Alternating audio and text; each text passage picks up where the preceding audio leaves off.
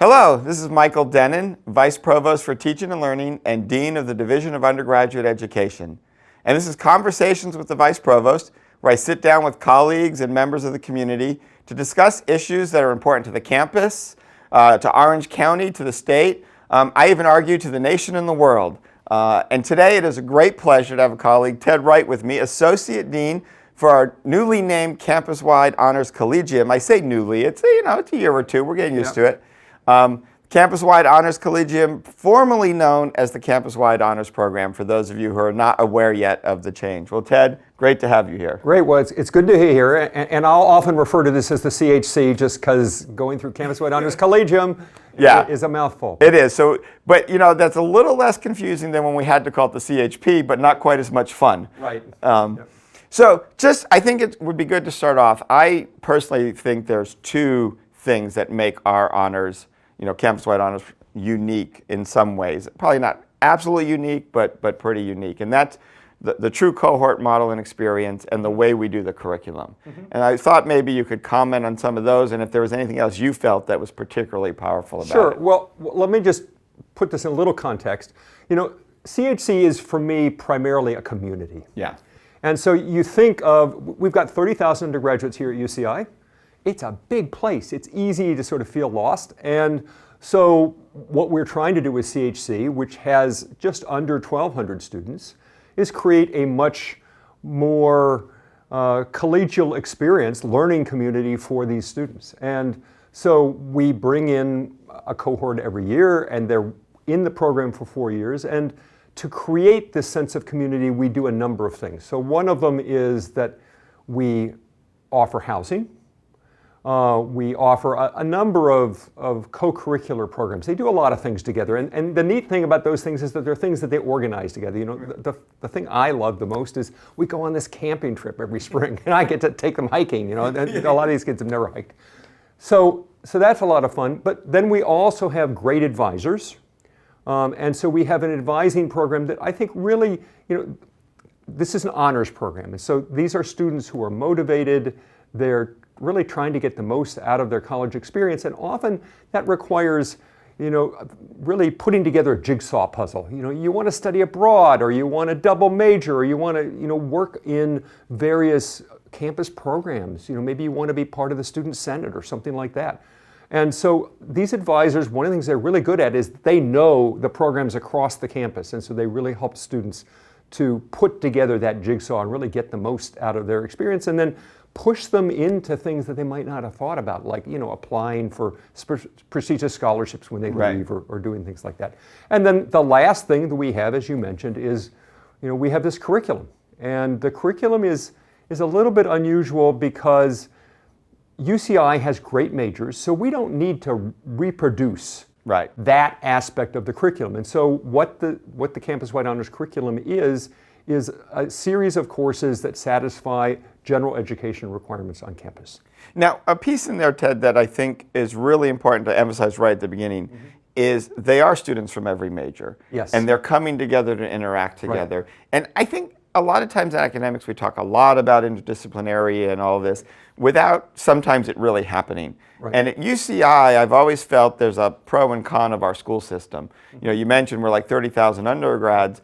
The schools help make these little mini communities, bigger than honors, but still, they're little mini communities, but they're rather homogenous around your major, in a sense. And they also tend to be a little siloed. And I think this is a way around that. Do you want to maybe comment a little bit on that impact of this broad set of majors? Well, I do think that one of the neat things about this community is it's diverse in a lot of ways. And one of the ways is, as you mentioned, that the students that you're interacting with in the CHC courses and in these extracurricular are students from very different majors. And so it's interesting too, because a lot of our students do have these interests that don't just fit into one silo. We have the physicists who are interested in drama or art, or the people in social sciences who want to do literature. And so it's really fun for them to be able to interact on that level. And then the other kind of diversity is that we have worked really hard in the last couple of years. Honors programs have this way of sometimes just drawing sort of students from high schools where they get that kind of development that would push them into honors. And we've really worked hard to avoid that. And part of the proof of the pudding is that our incoming class, for example, this year is about 40% first in their family to go to college, just under 40% low income, about 30% Hispanic or Latino. So it's an unusually diverse honors community. And something about that, Ted, I mean, I have 3 daughters who've all gone to college now. Well, 2 are still in college, but have crossed that barrier. And, to brag as a proud father, they all ended up in the equivalent of the honors program at their schools. But, to that point of being diverse and admissions, it really wasn't something that was much beyond kind of a SAT, GPA cutoff. Right. And I think something you brought to this and the team, we actually have the bandwidth to look at students more individually. So that still plays a role. I mean, our students are still excellent academically. That's not in question. But it allows you to look more broadly at the students. And certainly the fact that admissions helps us a lot with that. We work closely with admissions really makes that possible. Yeah, and it's those partnerships, I think, that often make UCI unique. The other challenge, I love the idea of community. And I know when I started in this role, the honors, it was still the honors program and it was much smaller. It was probably maybe not half the size, but it was about 700 students. Yeah, it was much smaller. And I think you and I talked a lot, and we've talked a lot with the faculty and the staff about, okay, if we're really going to increase like we did, how do you maintain that sense of community? Right. We're going to talk a little bit about the new course we did, but just in general, maybe comment on some of the challenges that creates, but the fact that I think we've still been pretty successful, though we may be at a pressure and boiling point right now. Well, I guess I thought a lot about this when we decided to increase the size, and what I came away with was, it wasn't necessary that everybody in the community know everybody else in the community, but rather that people in our community knew some subset of the community really well. Yeah. And so that I think is what we really tried to maintain. But you're right, it's been a struggle. And just as there are more students, the opportunity for the students, for example, to interact with the people in the staff things get diluted, and you have to really work on that. Now, the other challenge with community we've always sort of faced a little bit in the honors situation is, I think, transfer students, because they are a big part of UCI. It is an important part of our mission. As you said, there's a piece of this that is sort of the 4-year experience. But I think we've also been pretty successful in the transfer space. I know we probably still want to do more there. It's probably worth commenting briefly on how that works. Well, about a third of our students are transfer students. And it's true that when I first started in this position, I was wondering why, right? I mean, because they don't get to participate in the full 4 years. And so much of our program is this 4-year program, but we found ways to both create a community of the transfer students, because they are doing a lot of things differently, but also to integrate them into the larger thing. And what has been really rewarding for me is to see that some of these transfer students are among the best students we have in the program. And so, clearly, they're given that the state of California has decided that we should have a lot of transfer students, I think this is actually working pretty well. Good. And just real briefly, you started really adding on, I think, some of these seminars, and I believe that's helped the transfer students right. too. So, one of the problems we have is a lot of the transfer students come having already done all of their sort of GE level courses, so we can't say you have to take all these courses, right? But we did, we had some seminars before I started, but we expanded the program, and so one of the things we do is we require these students to take at least one or sometimes a couple of these specialized honors seminars. They're a lot smaller. They're really interesting because they have very unusual topics. But they have topics that are designed to sort of pull students into the kinds of questions that people might ask in different disciplines. And so, one of the requirements we have for all of our students, including the transfer students, is that they do this capstone project, this honors thesis in their senior year. Although some of them obviously do it before that. But these seminars and the rest of the sequence actually prepare them pretty nicely to get into that. No, that's great. So that's the community that's building it. We grew it. Right. And then part of what we had to do when we grew it is we added what you might call a second track. So right. You alluded to this. Prior to the growth, we had one set of GE, right. the humanities core, social science core that right. pretty much every student took. Some nuances around science core and science majors, but yep. basically everyone took it. And then we set out to say, okay, we're going to make a second track so we can basically, as you said, have students know a core cohort and then move from there. Humanities core is nice. It kind of self-scales the way it was set up. Right. So and it's a great program. Yeah, it's a great program. Teaches writing, teaches communication, just all these things that you really want. Yeah, so we kept that and then we built on it. Right. I don't know, for me it was kind of amazing how quickly we did it. Maybe say a few words about the process of bringing faculty together and then we'll talk about the course. Okay, well it was amazing. I was surprised. So basically in the spring of a year I sort of started asking people who might be interested in trying to plan something like that. I asked deans in various schools, I asked various colleagues, and we came up with a group of 25 or almost 30 faculty members who were willing to actually spend what amounted to a substantial investment of time to think about what would a second track be? What would an alternative to what we now call our classic track, right? right. be? And we knew, partly what this was attractive. The classic track is organized around sort of disciplines. You mentioned the three course sequence names, and you can just hear it. Humanities core, social science core, science core, and what I think was attractive to the faculty who were involved in this is that this new sequence would be inherently interdisciplinary. We would be satisfying the social science, the science, and some of the quantitative general education requirements, but we wouldn't be doing it in courses that specifically, this is a social science course, this is a science. We were building these courses where they were simultaneously satisfying these requirements in a single course across this sequence now. So in the classic track, except for humanities core, people can take the classes actually in what order they want, because there's not really any building. Right.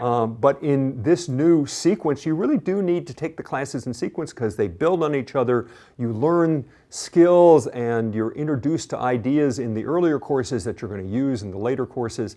And it ends in the 6th quarter with a big capstone project. Yeah, and I think two things people should really understand. One, you already said, faculty, I was surprised at how many faculty were like, yes, volunteered their time, designed it. And for those who aren't as familiar, for the outside world that's watching this, getting 20 or so faculty to agree on 6 courses right there is kind of amazing. And not only agree, but agree to teach them. Right, and agree to teach them.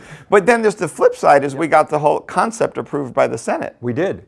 And that was not a trivial thing because in many ways, this sequence pushes the envelope of, as you mentioned, we have all these schools and these silos, and we were pulling faculty in the same course from different schools, and so there are all these questions about where should the course be listed, and who gets credit, but we managed to deal with all those issues. And I think for me, it reaffirms something, as we're filming this, we're in a moment in time with what I would call pedagogical and curricular chaos as we come out of the pandemic. And I think we have to understand all of those rules that you try and fit in are rules we made up anyway, right? And so we always have to keep in mind the spirit and goals of the rules. And I think once people understood the goal of this course and this sequence, they're like, okay, yeah, we can make it work. And we're finding, you can imagine there's always this issue, what if a student leaves? How do we give them appropriate credit for GE? One, I think most of our students are completing the sequence, so it's not really a big problem. And then when we don't, we figure it out. Yeah, I think we've had 3. Yeah. Let's talk a little bit about the course itself, because I think it's very exciting. I teach in one of the quarters, you teach in one of the quarters, so maybe we're biased, but I think it's one of the cooler things I've been a part of. Well, one of the neat things about the course is it's problem-based. Right. So we mentioned it's not based on disciplines, it's based on problems, and each quarter sort of takes up different kinds of problems. And then you have people from very different disciplines. So, the first quarter is looking at health-related issues. And we're really partly doing it to introduce students to the problem of having to critically analyze research literature. Right. I mean, that's one of the skills we're trying to teach, but the problem area is health, and we have somebody from chemistry and somebody from anthropology teaching it. And what's so neat about that is that they have very different perspectives on how problems of health should be approached and what the solutions might be, and they can essentially illustrate disagreement for the class. Because all of these problems that we're dealing with, all the problems of sustainable societies, that's what the sequence ended up being called, they're all problems where you're looking at the intersection of sort of science and technology, but also policy and culture and society. And so how you find a solution that both is technically feasible but also socially acceptable and doesn't cost too much, and you can get the politicians to. Those are really thorny kinds of issues, and part of what we're trying to get students to understand is just how complicated they are. Yeah, and I think in this, again, right now while we're filming this idea of the role of science, taking it seriously, knowing what the data is, but also knowing that it's in a social context and you have to make decisions around it. And it's not always as simple as just saying, here's the science, here's the solution. But certainly if you ignore the science, you can end up in big problems, right. Is something I think that comes out of this naturally. Yeah. I love the fact that we landed on cities as a unit to look at this. I know we don't always focus just on cities. The quarter I do, we do talk about sort of world sort of hunger, population, and environment. So we look at systems bigger than just the city. But by the end, we're kind of focused on the city as a sort of unit to think of, or right. The county or something. And I feel like that's manageable, but also very personal and helps students understand there are complex problems that are potentially solvable. Right. And so as you say, in some sense, the sequence almost drills down. So we're giving them all this broad perspective. The quarter I teach, we actually, the big project they do is about international things, because we're looking at economics and political organization, things like that. But the idea was that for the capstone, where they're going to be doing a project, we didn't want them trying to solve climate change around the world. That's a little bit of a messy problem for students at an lower division level sort of to deal with.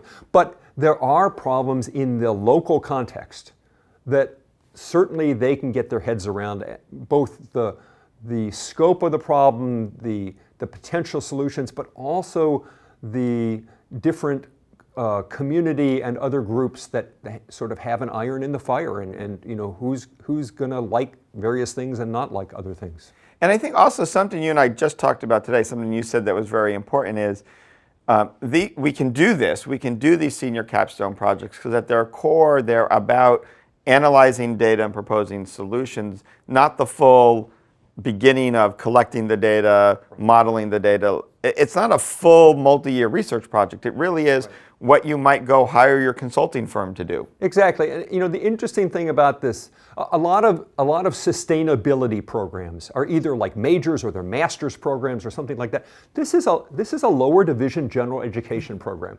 And so for example, we're not teaching a lot of research methods, partly because we have students from all across the campus, and research methods in different areas are very different. It'd be very hard to teach all of that. So we're not asking students to do projects where they're going out and collecting or modeling in an intense way data. But it's also true that decision makers usually don't do that either, right? Decision makers usually are trying to pull together the data that exists and the ideas about that data that are sort of available, and then assess them and come up with solutions. And so we're trying to get students to think at that level. And I think part of it also, as you said, we naturally form interdisciplinary teams. So students can see that their disciplinary knowledge matters in a forward-looking way. I think so often in academics, we forget this, and we know that we're teaching students to do stuff forward-looking, but there's only so much time in the class, and we try to get them all the information from the past. Right. So if you look at a typical class, and I know not everyone does this, I'm not, there's plenty of people who don't, but the typical class looks at something in the past to show students what was learned, the information, and it's kind of left to them later to go forward looking with it. What I like here is we're forward looking kind of right from the beginning. It's built in. Yep. I mean, and that isn't to say we ignore the past either, Exactly. because you have to have a context and a background. Yeah. But yes, I think the neat thing is that this is a very forward-looking class, and all problem solving is essentially forward-looking, right? And I think we've learned that's what really excites students. So for me, one of the selfish reasons for doing this and embedding it in the honors program is I've always felt something like this would be great for all our students. But thinking about how to scale it, thinking about how to mount something like this campus-wide is this is where we get forward-looking, Ted, and get on dangerous ground, because who knows how this would actually work. But what do you have, having done it for a couple of years now, do you have any sort of initial thoughts in this area of what's translatable easily, what would be harder, how we might want to think about this as a campus? Well, let me just back up a little bit. Sure, yeah. So, the CHC actually has this history of developing things that then turn out to be really useful for the campus. So, that has always been in my mind. And it's also true that we've now, last spring, the third cohort in this sequence finished. And so I do think we have enough experience to see that students have really liked this sequence and have found it very rewarding, and rewarding in ways that they didn't get from other things on campus. Right. So yes, I mean, part of me is going, it's great that we can offer this to honor students. Couldn't we find a way to offer this more broadly? And one of the ways I was thinking about is that we don't actually have a sustainability concentration on campus. We have a number of majors that say, if you take our major, you'll learn about sustainability. And we have a whole Earth System Science major, things like that. But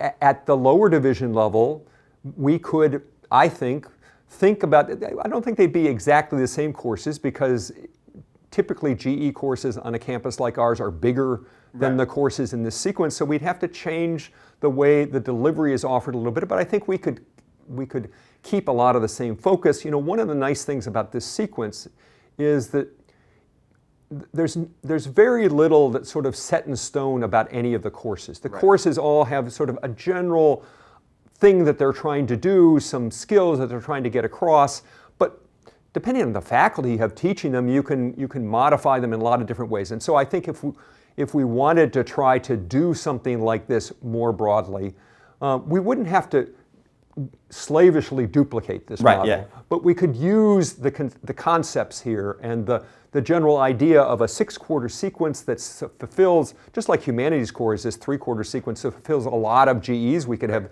this 6-quarter sequence that fulfills a lot of the social science and science GEs that could be generally accessible to students. I mean, I think the biggest problem is really just the organizational one of getting deans and people from different schools to say, yeah, this would be a good idea, even though I don't control it. Right? Yeah, I think you're right. I think humanities core, one of its reasons for success is it has a clear organizational structure. Right. One of the reasons this has success is its organizing principle is the CHC. Right. So the organizing principle, a word I apparently can't say this morning, right, is clearly an issue. But one thing that also struck me is it really, I think, highlights, I mean, you're right, normal GE are much larger, but we should let everyone know, we're teaching 100 students or so, roughly. Right. It's still pretty large, and what impresses me is the faculty have figured out how to do things like these group projects, the presentations, I mean, and still get it graded and still handle the scale at a level that is actually not that far off from what happens in our regular Big G. It's not like we have a huge amount of resources for this that we're drawing on. But I want to I want to talk a little bit more about these presentations at the end, because for the first time ever, we brought in some people from the outside world. I say that as if we're the inside and they're the outside, but from the community. And to be honest, they were blown away by our students, and we forced our students to do something very interesting. They had pages of policy papers. I think 50, 80-page policy papers. And I believe we gave them a whole 15, maybe only 10 minutes to present. I forget the exact number. Well, they had to make a poster, and they had to be able to present it in about 5 minutes and then talk about it. But that's a very standard skill, sort of the executive summary. But the thing I really like about the whole thing is that so often the product for students in a course like this is something they give to their professor, and that's where it goes. Yeah. Right? And here, the idea is that a product is something, if we can really scale this up, that you're giving to some outside group that was interested in this project. Yeah. And you know, it's not just an exercise that sort of doesn't go anywhere. And you know, one of the things I know in my role as dean, where all of the deans are really trying to build those community partnerships, I think this is a space where there's some real interesting partnerships that could just continue to grow. And there's more than enough community problems out there for classes to have this. And just one other last thing, you know, it just struck me as you were saying it, right? The general structure, not the details, is what matters. So you could even imagine a situation where students have some flexibility in and out of what look like different sequences, but are really the same sequence. Right. And it's really only at the end, I think, the last 2 quarters where you're doing your capstone project. That But even there, you could have, you know, different flavors of capstone project. in the different sections, but you'd probably stay the same 2 quarters in the same capstone project. Right. Yes. Yeah. No, well, very exciting stuff, Ted. I hope you and I can inspire our colleagues to come together and figure out how to solve the organizing principle. I hope so too. And that this course can spread. Well, thank you for your time. This has been Conversations with the Vice Provost with Associate Dean of the Campuswide Honors Collegium, the CHC, Ted Wright. Thank you for watching.